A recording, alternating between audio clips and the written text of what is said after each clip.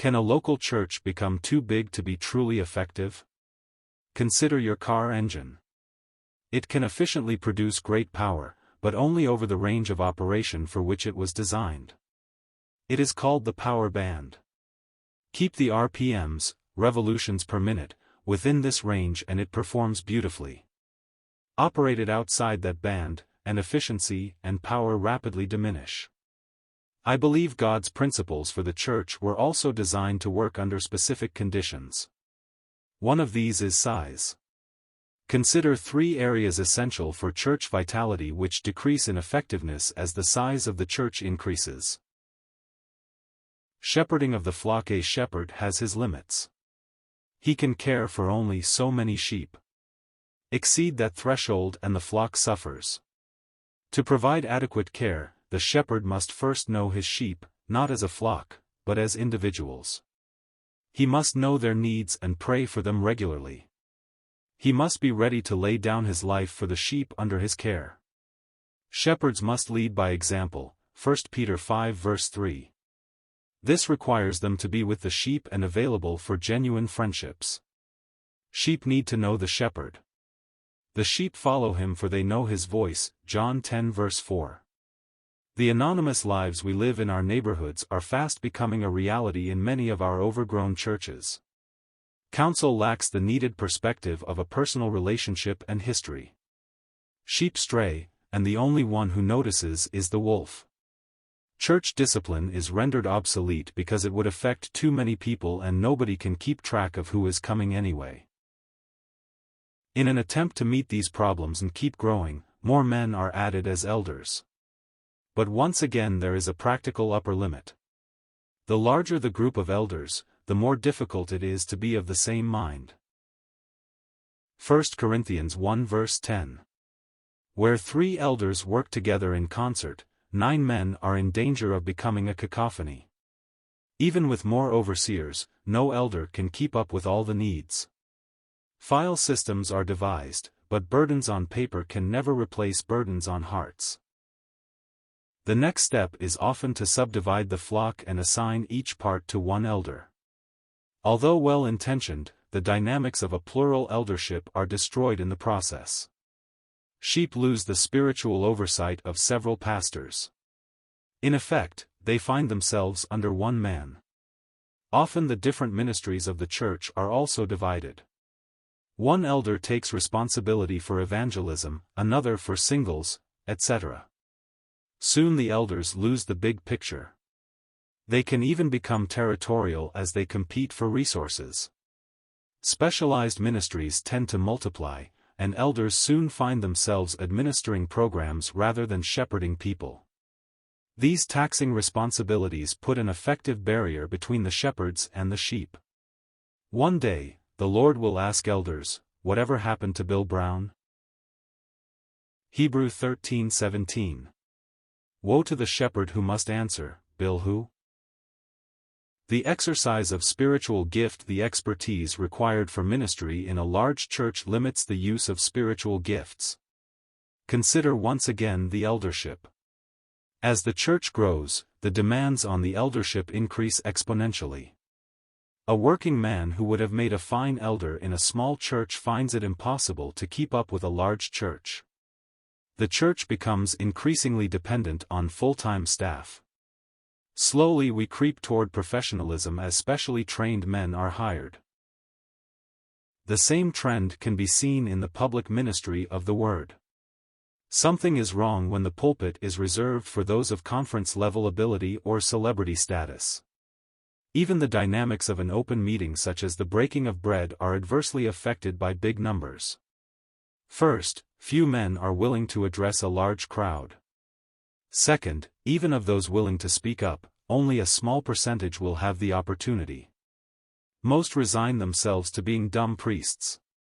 Finally, because a truly open meeting in the large church would have unpredictable results, the leadership finds it necessary to restrict and orchestrate the meeting. It can be argued that in the large church there is more opportunity, not less. There is some truth in that statement. But the ability of the oversight to effectively direct large numbers of people in ministry must also be considered. My experience has been that in the smaller churches men and women grow more quickly in the exercise of their gifts. In the larger church there tends to be what one successful church planter described as, too many folded arms. Corporate identity. One of the greatest strengths of the smaller assembly is that it is conducive to a sense of belonging, a family atmosphere. In the large church the members, out of practical necessity, soon resign themselves to nothing more than a superficial relationship with the majority. The result is a marked decrease in corporate loyalty, commitment, and vision. The blessings of God which encourage and inspire the church are often lost. I was in one church where 4 adults professed faith in Christ in 1 week. Yet most of the members had never prayed for any of them or even knew that it had happened. Contrast that with the small assembly where even the visit of a neighbor can create corporate excitement. Sorrows are also lost in the crowd. 1 Corinthians 12 verse 26. Could often be revised. If one member suffers, most of the members don't even know. Aware of these problems, the large flock is yet again subdivided into cell groups in an attempt to have the best of both worlds. But treating the larger flock in smaller units is only an admission of an inherent strength of the small church. Have we lost our way? Why do we want to be so big anyway? Is it because Christians have certain expectations which only a big church can deliver? Special ministries for every member of the family are becoming standard. Popular speakers, expensive facilities, and large numbers are often equated with success and blessing. We may envy the assets of a large church, but do we applaud the results in people's lives personally? I am not impressed. In fact, I can't recall anyone championing maturity as one of the benefits of being large. The scriptures tell us that real spiritual maturity comes as the church grows, up into Him who is the head, that is Christ. From Him the whole body, joined and held together by every supporting ligament, grows and builds itself up in love, as each part does its work. Ephesians 4 verses 15 to 16 NIV. Here is where the large church fails to deliver what the saints need most. Ralph Shallis, in his book To New Believers, writes, "In a small church, you will find a purpose in being alive, you will be a valuable and important member of the family, you will have a real contribution to make. If, on the other hand, you are in a very large church, you will probably be submerged in an anonymous mass, which is very bad for your spiritual health. You become lazy and useless, or just frustrated." 1. We need to stop competing with the big church down the road. Certainly they have their strengths, but let's not sacrifice ours while attempting to mimic them. Teach the saints the strengths of the small church, and teach them what is of real value. Never compromise principles for parishioners. Remember that numbers are a poor index of success. Vance Havner writes of an approach to real growth all but forgotten today. Actually, we need a thinning instead of a thickening. I learned long ago that growing corn and cotton must be thinned. We reduce the quantity to improve the quality. Gideon had to thin his troops, and a similar procedure might help God's army today. Jesus thinned his crowd. 2. How big is too big?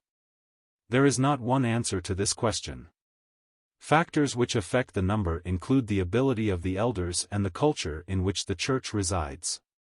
Certainly the church is too big when the elders find the flock more than they can handle, the gifts of many of the saints lie dormant, and the saints think of the church as something they go to. What is the alternative? The answer is not to de-emphasize evangelism. We have been commanded to make disciples of all nations. Our churches should be growing. There is nothing spiritual about being small and stagnant like a puddle evaporating in the sun. Expansion during the 1st century was through the planting of new churches. To relieve overcrowding, experienced men should lead a portion of the flock out to establish a new assembly. This is usually referred to as a hive-off. In late spring, the crowding of the hive stimulates their swarming instinct. The queen bee and a portion of the bees migrate to a new location and establish a second colony. Soon both hives are back to full capacity, and the process repeats itself. Size is only one parameter of church vitality, but if your work has become ineffective, maybe you are too big. Endnotes. 1. Ralph Shallis, From Now On, Bromley, England, 1973, page 143. 2. Vance Havner, Hearts Aflame, Westwood, N. J., 1952, page 114.